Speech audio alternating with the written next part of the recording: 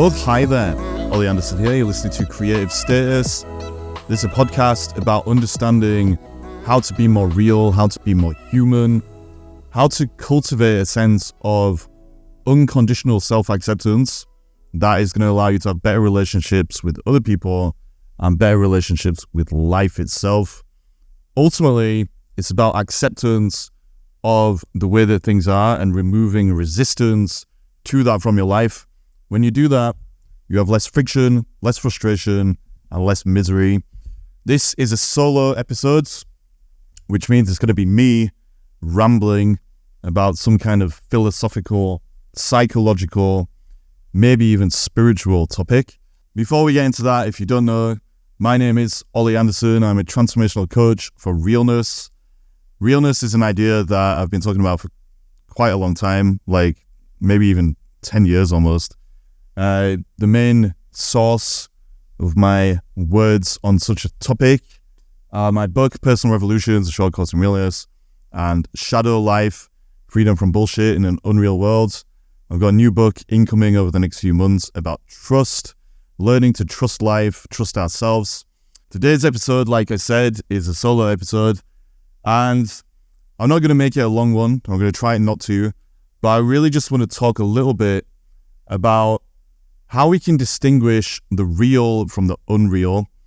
This is something that I talk about nearly every day of my life, whether it's recording some content for this podcast or for YouTube, or when I'm working with my clients in my coaching practice.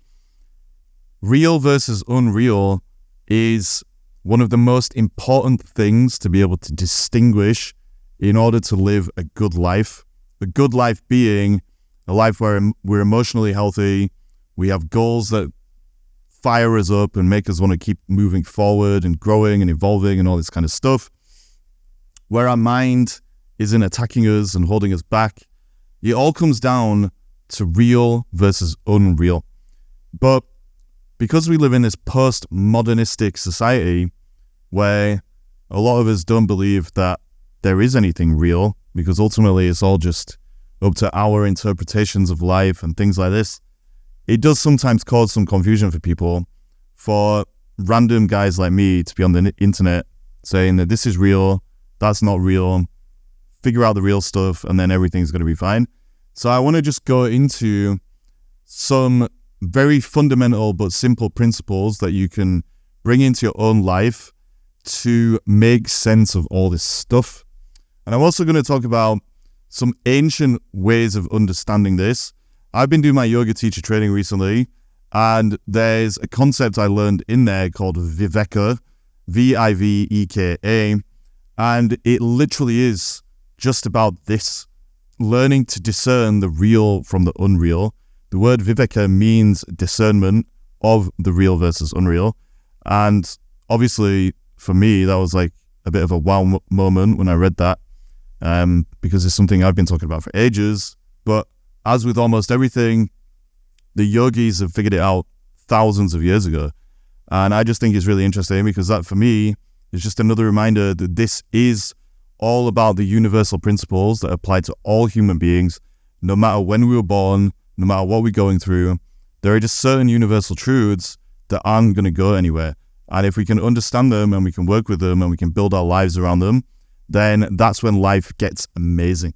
So in this episode, I really just want to give you 3 key points, 3 takeaways that you can take out into your life, start using as a kind of barometer for whether you've been real or not been real, and ultimately shifting your focus if you are getting caught up in the unreal stuff so that you can put all of your energy and attention and time into the real stuff and watch that grow, because ultimately that's what this is all about. If you focus on the unreal stuff in your life's going to keep being unreal. If you make some simple shifts and focus on the real, then wham, bam, thank you, ma'am, things are going to get much more real, because what we give our time, energy, and attention to grows. So you might as well give it to the real shit so you can live a real life. So let's just dive right into these 3 points so we're not here all day. The first point that I want to make is something that if you've been listening to the podcast or you've listened to my stuff or read my stuff, then you'll have heard me say like a billion times before, which is that ultimately everything comes down wholeness versus fragmentation.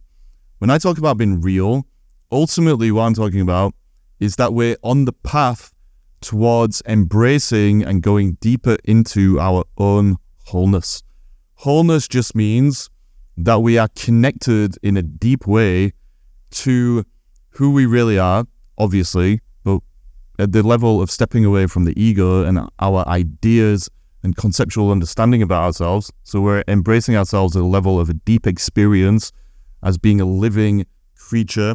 But it also means that we understand that we have a connection to other people, that all of the universal things that we're experiencing, like hurtling towards death and having to deal with the law of cause and effect while we're here, and getting older and working on our emotional stuff and dissolving shame and learning to come to grips with whatever trauma we've been through and blah, blah, blah, blah, blah.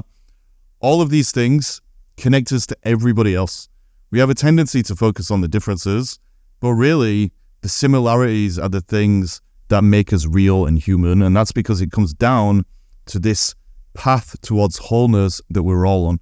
So understanding ourselves, understanding other people, and then finally understanding that we're connected to life itself. We have a tendency to filter everything through our perception and our interpretations of the things that we perceive. I call this the veiled veil because it's like a double-barreled, twofold barrier between ourselves and life. First, we perceive things in a limited way because we're in these fragmented bodies. The example I always give to prove that is that you don't have eyes in the back of your head, you can't see behind you. But once you perceive things in a fragmented way, then you interpret them in a fragmented way as well because of your emotional stuff, your need to avoid or resist certain things about life, the things that you want to believe to hide from yourself and hide from life and all these kind of things. It's a double-barreled barrier. We have two levels of fragmentation between ourselves and life, and most of us are just running around thinking that we are the fragments. And this is what causes problems for us. We go out into the world treating that unreal stuff as being real. And so once again, it comes down to this concept of viveka, which is about discerning when we're actually in the flow of life, when we're experiencing life, when we're growing and evolving and moving with wholeness, versus when we're holding back with all of those fragments because of our attachment to the way that we perceive and interpret life. So that is ultimately the difference between wholeness and fragmentation. There are three little sub-points I want to make about this that can help you to understand it and to discern the real from the unreal in the way that we're talking about. I'll go over these really quickly, but the first one is that when we're caught up in that veiled veil, the unreal way of perceiving and interpreting life, we experience everything conceptually. We think that concepts are the truth, but actually concepts are just a signpost either towards or away from the truth. Some concepts are more real than others, but none of them are completely real. So by that, if you think about the concept of a unicorn versus the concept of a chair, both of them are just concepts, but a unicorn, the concept of a unicorn, is pointing you away from reality, and the concept of a chair is pointing you more towards reality in the sense that objects that we call chairs or label as chairs exist in the world. So ultimately, the first little thing is if you perceive everything and interpret everything and then you get caught up in the conceptual, then you've been unreal, because real life is an experience. That doesn't mean that everything we experience is real, because a lot of the time we experience things and then we feed it into the ego and we color what we've experienced with interpretations that serve our lack of growth or our attachment to fragmentation in the way that we're talking about. But anyway, to keep it simple, if you live at that conceptual level, then you've probably been unreal. And if you can discern the conceptual from the experiential, then you're going to be better equipped to discern the unreal from the real and start focusing on the real stuff. The second little sub-thing is the illusion of stasis. When we caught up in the ego, which is just buying into all that fragmentation and the veiled veil, we ultimately imagine that we are static. The ego needs us to be static and unchanging so that we don't have to grow and bring in new experiences, a new insight, and a new closer relationship to truth that is going to show us the futility of our ego and the way that we're clinging to it. So the abridged version is that the illusion of stasis is just all of the things that stop us from having a growth mindset ultimately. When we have a growth mindset, we're better equipped to keep moving and flowing with reality itself. In our experience as human beings, reality is constantly changing because we experience reality through time, space, and causality, and we're constantly moving through it. Things always change. But again, if we're just clinging to concepts of ourself, concepts of the world, and concepts of reality, then we resist change because we need the concepts to remain static so that we can keep trying to get life to conform to those things. Again, so we can stay in this place of resistance instead of acceptance. Acceptance being about flow. And so if you understand that the illusion of stasis is something that we cling to, but that is unreal, then you can become much more discerning when it comes to real versus unreal. And again, it just comes down to fragmentation versus wholeness. Wholeness keeps moving, it keeps evolving. We all have a natural drive towards wholeness. That's how the shadow self emerges as the unconscious becomes conscious. But the ego wants us to believe that things are static. The final little subpoint is what I call the illusion of separation. Again, it comes down to the way that we interpret life, the way that the veiled veil causes us to fragment what can never be fragmented. Real life is just whole. Like I keep saying, everything is connected. We play a part in that unfolding wholeness. We get pulled into more wholeness as life keeps evolving, and we have to grow, and we let go of all these unreal things that stop us from seeing that. But when we identify as a singular entity within time and space and causality that is completely disconnected from everything else, in order to uphold the illusion of the ego, then we've fallen into the illusion of separation. Things are not separate in truth. It's all just one big system within a system within a system within a system, having a relationship with itself. And our perspective from behind this veiled veil makes us feel that we can stay the same with the illusion of stasis, and that we're separate from everything else. And so we're just like living this Newtonian physics way of being, and that we are just a physical entity basically moving along, plodding along, that is separate from everything else. All of those things are just fragmentation versus wholeness. And so if you can understand that, and you can look at how it shows up in your life, then you'll see that a lot of this stuff, when it comes to discerning the real from the unreal, all just comes back to the same idea, which is that it's all about wholeness or fragmentation. So that's the first point that I want to give to you and make sure that you take away from this episode if you've made it this far, which is that ultimately everything boils down to wholeness versus fragmentation. Wholeness is real, fragmentation is unreal, but we want to believe in the fragmentation because of our own ego stuff and how we ultimately want to stay in our comfort zone and stop moving and flowing because we're resisting growth ultimately. The second takeaway is just really the concept of viveka that I've already shared with you.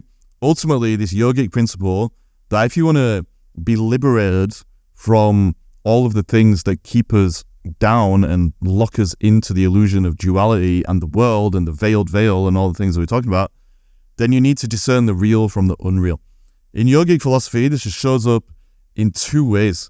The first way is that it's ultimately about learning to discern the ultimate reality, which is called Brahman in yogic philosophy, versus illusion, which is called Maya. If you can learn to distinguish between what's actually true, which is just, again, that everything is ultimately connected in wholeness, versus all of the things that keep us from that, which is the illusion of duality or Maya in yogic philosophy, then you can step into your own power because you'll understand that even though you are an individual who's experiencing life in a personal, singular way, well, actually, you can go through the process of letting go of all of the fragmentation that is weighing you down and align your consciousness with universal consciousness or Brahman. And all of this really is just coming back to the idea that I've shared, which is they all boils down to wholeness or fragmentation. In yogic philosophy, this idea of Maya really just means that you have bought into the illusion of duality. The illusion of duality is the idea that things are disconnected and that everything appears to have an opposite, good and bad, up and down, good and evil, etc., etc. And when we perceive life through that veil of Maya, or through the illusion of duality, then what ultimately happens is we create an identity for ourselves in order to kind of fit into that world that the illusion of duality shows us. The way that I like to describe this is it's almost like the veil of Maya or illusion that keeps us locked within the web of duality is a dream. It's like you're asleep, you're having a dream, and your identity or ego is like a character that you're playing within the dream. It's not the real you. It's a character that you're playing because of the dualistic world you found yourself in and all of the problems that has. The main problem, as you might have heard me talk about before, is that when you buy into that, then you end up being disconnected from the truth. And when you're disconnected from the truth, that's when you start to feel shame. You feel the void. You feel that there's an itch that needs to be scratched. You feel restless. You feel like there's more. And those feelings are valid. But a lot of the time we think it's because we need more things within the dream, or we need to be a different version of ourselves, really as an extension of the character we're playing rather than who we really are. Again, because we're just adding more layers of complexity to our egos. Really, that feeling of the void, that feeling of restlessness, it's all the things you've disowned in yourself that need to be reawakened so you can escape from the dream. And ultimately, that comes down to what the yogis are saying and what I've been saying about wholeness and fragmentation, which is that you need to wake up to the fact that a lot of the time we're just perceiving things that are unreal because we're treating fragments as the whole. We're treating the illusion as the real thing. And if you can understand that, that's when you can start to wake up and you can start to bring these real parts of yourself to the surface so that you're no longer just creating a version of yourself to exist in this dualistic world, but so that you can bring the real you into real life and start flowing through life. Another way that the yogis talk about this is in the Yoga Sutras by Patanjali. He talks about Viveka as learning to distinguish pure consciousness, Purusha, from nature or the material world, Prakriti. Both of those things, nature and consciousness, can work together. And it's not like nature is evil or anything. Like, I really believe that we should attune to our nature as much as possible. But again, it comes down to wholeness and fragmentation. Nature is fueled by fragments. It is ultimately just made of fragmentation. But the thing behind the curtain is pure consciousness. And again, that comes down to wholeness, which is pure consciousness or the truth or God or whatever you want to call it. If you can understand that, and you can distinguish or discern, because Viveka is about discernment, if you can discern nature from pure consciousness, then again, that is about freeing yourself from just getting dragged into it. In a practical level, it really is about learning to manage our instincts, get mastery of our senses, understand the way that we perceive things is limited and all this kind of stuff.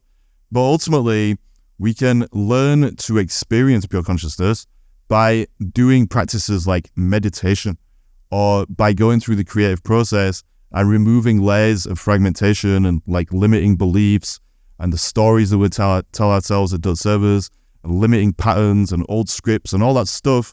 We can put ourselves in situations that ultimately burn that stuff away. A lot of the time, that's going to take effort. It's going to take putting ourselves to the edge of ourselves, where the ego meets reality. But if you can do that, then you're going to free yourself from just taking everything at face value and not remembering, because you do know at some level that there's way more to life than just what we see on the physical level. And that doesn't necessarily mean, if you don't want it to mean, that the universe is conscious and like blah, blah, blah. But it does mean that you have to submit and appreciate that there are powers bigger than yourself, even if those powers are just chaos, that are guiding your life in the sense of bringing things to the table that you may not necessarily want because they're beyond your control. But anyway, the point is that if you meditate, if you put yourself to the edge of yourself, then you're going to realize that the real and the unreal are distinct things, and you can start leaning into the real. meditation is probably the best way to get into this. That's what they recommend in the Yoga Sutras. And obviously, Patanjali knows way more than I ever did. So I would follow his advice and start meditating. The final takeaway that I want to give you in this episode is that everything literally that happens to us or that we make happen is a lesson in discerning the real from the unreal. As we get older and we go through life and we accumulate experiences, ultimately, we continue to learn. And the only thing that you can learn is what is true and what is untrue, or what's real and what's not real, what's unreal. Every little thing that happens is basically teaching you to be able to distinguish the things that we're talking about in this podcast. Whether you're moving towards wholeness, whether you're clinging onto fragments, when you go through a bad experience, ultimately what happens is you go through a kind of baptism by fire, because you can't lose anything real. And so those bad experiences ultimately are just life's way of course correcting you by helping you to remove all of the unreal, fragmented things that you were holding onto that stopped you seeing the real stuff that was already there. This is ultimately the final lesson for me, and it all comes down to accepting the truth about life. Again, that being the truth about ourselves, the truth about other people, and the truth about life itself, which is that it's all ultimately connected. And as we go through life and we learn to discern the real from the unreal, it kind of gets a little bit easier. That doesn't mean that things aren't going to happen that challenge us and take us deeper into understanding, but it just means that we're going to have a stronger and stronger foundation because we're not filtering things as much through that veiled veil of limited perception, limited interpretation, and the identity that we've created for ourselves within the dream world of illusions and duality and all of the things that really stop us flowing. Ultimately, learning to discern the real from the unreal is about embracing the truth about wholeness and stepping away from all the concepts that we cling to in order to uphold the illusion that we can control things with the fragments that we think we've picked up in order to make sense of life, when a lot of the time, they're the things that are keeping us from life. So that was just a quick podcast about learning to discern the real from the unreal. The first point that we made is that it's all about wholeness versus fragmentation. That means learning to discern the conceptual from the experiential, learning about the illusion of stasis, and trying to catch yourself, especially when you're resisting growth, because life is always calling you to grow. And then the third point there was about the illusion of separation, thinking that you're not interdependent with life and that you're just a separate entity that has no effect on everything around you or that isn't connected to everything around you. The second point that we talked about was Viveka itself and how ultimately that comes down to understanding whether you're aligned with the universal truth or with the fragments that you've picked up or with the physical world that you become attached to because you bought into the illusion of duality and the character that you're playing within that dream. And then the third takeaway is that no matter what happens in life, we're always ultimately learning to discern the real from the unreal. So really, if you understand that that is the lesson we're always kind of going through, you can actually keep this in mind. So whatever you are going through, you can remind yourself that it's just a lesson in learning to discern the real from the unreal. And the more that you do learn to do that, the more you can focus on the real stuff, keep growing, keep flowing, and get where you want to go. If you want an exercise to start implementing some of these ideas, then a really simple journal prompt or area for exploration is just to look at the areas in your life where you're holding yourself back right now and seeing where it comes down to you buying into some of the unreal things that we've been talking about in this episode. Where are you imagining that you're separate from everybody else? Where are you seeing things by yourself as being static, where it's actually an opportunity for growth? Where are you locked into a web of concepts instead of experiencing yourself or experiencing relationships with other people, figure out where you're holding yourself back, but then look at where you might be being unreal. Because ultimately, there is no reason to be held back in life. We may have to readjust our plans, or we may have to put ourselves on a different path that's more real. But ultimately, if we're stuck, then we've bought into some of this unreal stuff that I've been talking about in this episode, and we have self-limiting beliefs that are stopping us from living the life we want to live. So explore that if you want to start implementing this. The other practical things to do are to start meditating if you don't. Start doing yoga as well if you've never tried it. Yoga is contextual. There are yogic asana for everybody. They're the poses. Asana is the poses, if you don't know. I uploaded a yoga flow onto YouTube recently. I'll put a link in the episode description.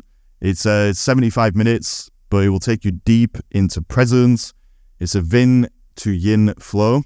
And I've had some really great feedback from people that have done it.